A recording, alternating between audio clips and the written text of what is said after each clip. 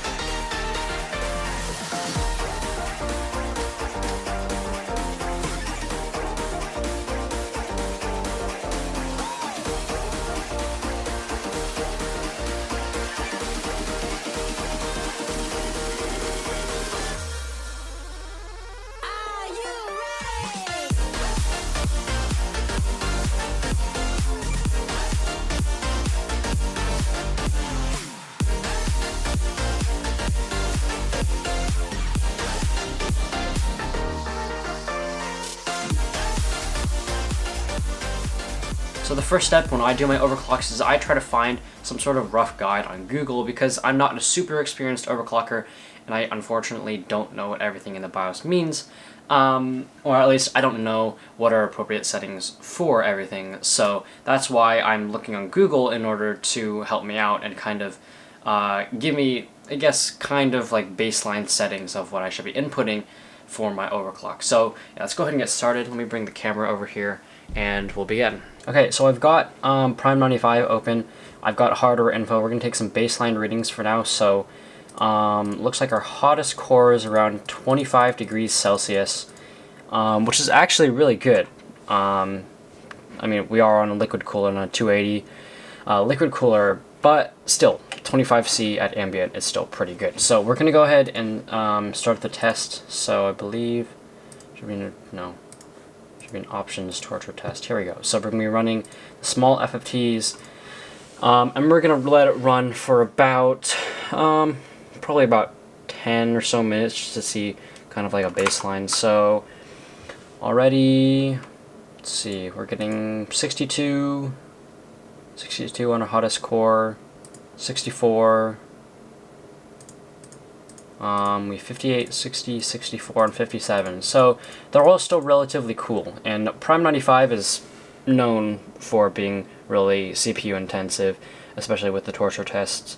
So the fact that we're only at 65 degrees Celsius on our hottest core, all the rest are at 60 or below 60, that's pretty impressive so far. Okay, there we go. Small FFTs. Let's do hard info 64. Now, we're going to run this, and Discord is being annoying. Probably should have Spotify as well. Okay, so we're at 1.15 volts, 4300 megahertz, and so far everything looks okay. Yeah, everything looks normal. Okay. And I'm wondering if maybe this isn't the best test. Maybe I should just run Cinebench over and over and over again. Do it like 4 or 5 times. So we're going to do it. Let's do 5 passes and we're going to see how CPU temps are. So, so far, not over 60 degrees. Now we're sitting at around 55, 57, 58, and 53 degrees, which is pretty cool, considering that we are at 4.3 at 1.15 volts? Yeah. Let's see. I think we might be able to push for 1.175 for 4.4 gigahertz, but I just don't know how stable that would be for Prime 95, because Prime 95 has so far pretty much wrecked our CPU entirely. And I don't want to completely destroy this, because I do plan on selling this. Okay, so we're at 626, which means that it's about, say, 32% increase. So 32%, which means it's 7% increase over other one. Yeah, so it is overclocking and voltage changes. So, I mean, if we're just trying to get the best Cinebench score possible,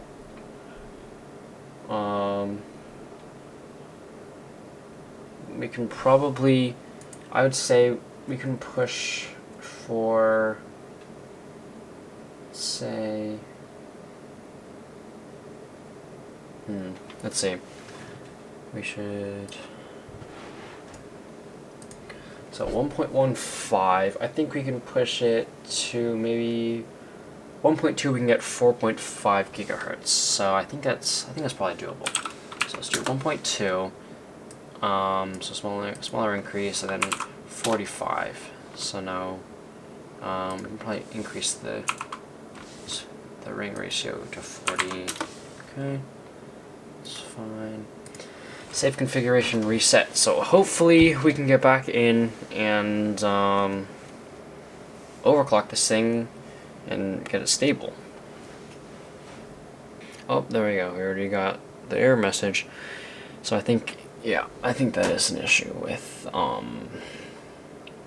guess we can just let it complete. I think it's, you're pushing, maybe it's the uncore, I don't know. Actually, I don't know. Maybe because the ring voltage is, no, that's such an auto. So maybe try this 35, and we'll try booting back up into Windows. We'll see. Okay, everything looks okay. Stable so far. Yes and no. What happened there? Something died? Well, it rebooted, so I don't know what that means. But I guess we can just wait to see if it does it again. Yes, it's okay. So something is wrong. It's not the encore. I think it might be your voltage. Let's see. So back into OC. And I'm just gonna change. Oh, and it froze. BIOS froze. Yeah, I think 4.5 might be a little bit of a stretch. So we're gonna try 4.4. I think 4.4 at 1.2 is doable. Okay, so OC 45, and it already froze. Perfect.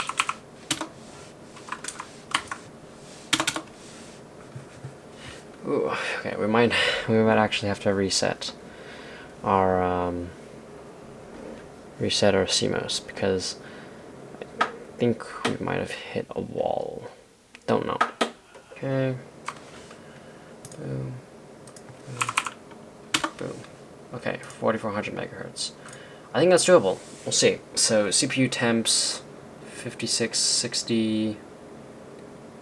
Looks like our max is about 60 right now. So yeah, it's not getting above 65. So our current temps for CPU are 59, 59, 63, and 59. So yeah, they're generally pretty low. I mean, this is Cinebench, so obviously it's not going to be as stressful as like Prime 95, because Prime 95 stresses your CPU a lot more. Let's see what our score is. We'll get in a moment, and our score is 631, so not really much of an increase. I think we're starting to hit performance drop-off. So 631, so it's about a 33% gain, 33.5% gain in terms of performance compared to our stock settings. I guess, but one thing we haven't tested is actually games, so might be worth firing that up.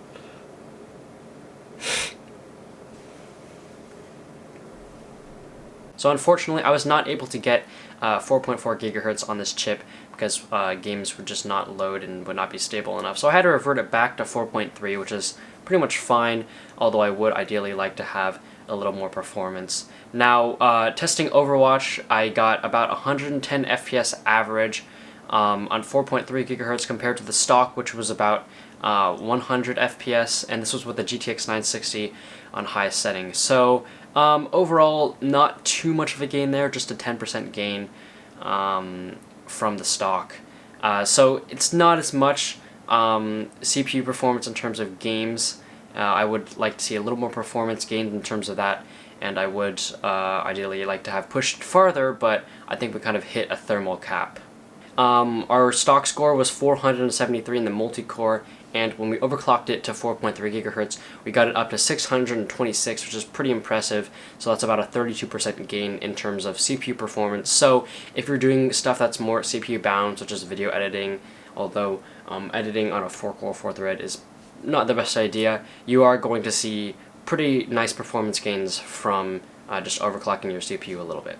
So this was a really fun video to do, and I hope you enjoyed it as well. I will leave all of my settings on the screen right now for my BIOS, and I will also leave them down in the description below in case you want to copy them. I will also link a few guides down below in case you want to do your own overclocking.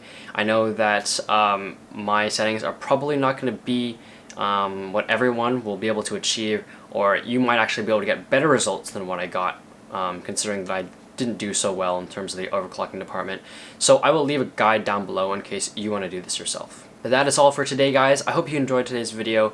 I know I did, and I will hopefully be releasing a lot more videos soon. Anyways, have a good day. Hope you enjoyed. See you later.